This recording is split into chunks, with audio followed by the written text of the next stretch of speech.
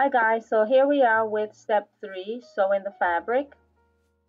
So what I did first was I laid them out, and referring back to my pictures and videos, I reminded myself of how the pieces were supposed to be put together, and using my tracing lines as a guide, I pinned the pieces together. So as tedious as the tracing was, it was very helpful.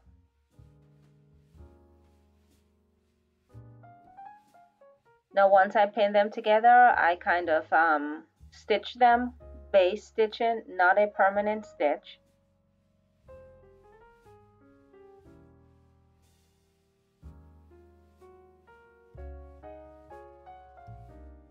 And this is what I did for both pieces, for the most part, that is. So once I was done with the top front, I kind of fitted it on just to see if, I'm on the right track, poking holes where the buttons are going to be. And it seemed to be okay, so then I went in and sewed that on my machine permanently, then removing those temporary stitches I made. So that's it. Once it was all stitched, so far so good. Then I added this piece of fabric, which is what you're going to tuck down into the bottom of the chair. If you remember when we were taking the fabric off, they had that black fabric at the bottom.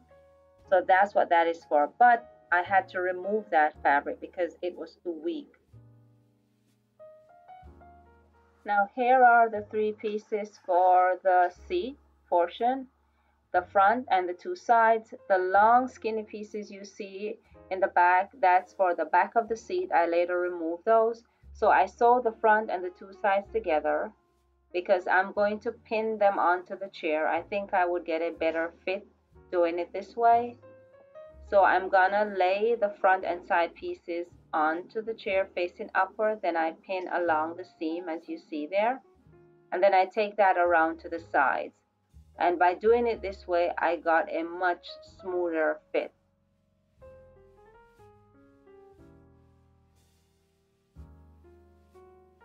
So that's what it looks like. Now you don't have to go through all of this complicated stuff. You could have cut one piece and just fold it under like that, and that would be okay.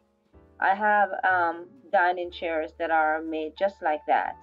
It's the same basic look of this chair, but I'm going to show you now. See, it doesn't have a seam across the front, so that would have been okay. Now once that's done, I pinned on the back portion. This is not going to be seen at all. This is what tucks into the back of the chair. You'll probably just see the top of this area.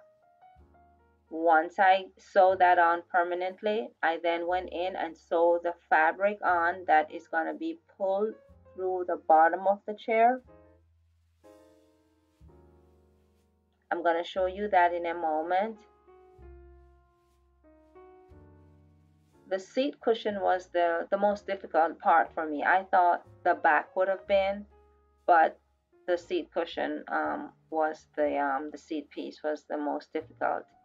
But because I took my pictures and I had videos, I was able to refer back to those, and that was a big help. So remember guys, take pictures, especially if it's just one chair that you're doing. You don't have a second to check on.